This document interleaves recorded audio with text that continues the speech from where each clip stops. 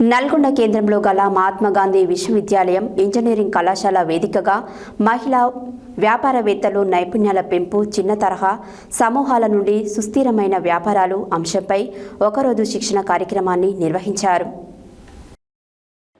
నల్గొండ కేంద్రంలో గల మహాత్మా గాంధీ విశ్వవిద్యాలయం ఇంజనీరింగ్ కళాశాల వేదికగా మహిళా వ్యాపారవేత్తలు నైపుణ్యాల పెంపు, చిన్న తరహా సమూహాల నుండి సుస్థిరమైన వ్యాపారాలు అంశంపై ఒకరోజు శిక్షణ కార్యక్రమాన్ని నిర్వహించారు. కార్యక్రమంలో వక్తలుగా ఎంఎస్ఎంఈ మంత్రిత్వ శాఖ Hyderabad Alif incubation centre manager Naveen Krishna, Satyanarayana Venkateswarlu విద్యార్థులను ఉద్దేశించి ప్రసంగించారు.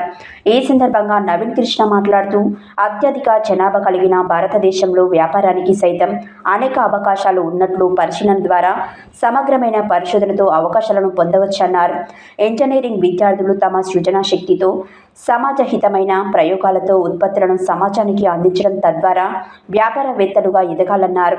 ఈ కార్యక్రమంలో కళాశాల ప్రిన్సిపల్ డాక్టర్ సిహెచ్ సుధారాణి మరియు అర్జెంట్ ప్రొఫెసర్ డాక్టర్ సాంబశివరావు, విభాగ అధిపతులు డాక్టర్ జయంతి, మౌనిక, మారేశ్వర్, ఇంజనీరింగ్ అధ్యాపకులు పాల్గొన్నారు.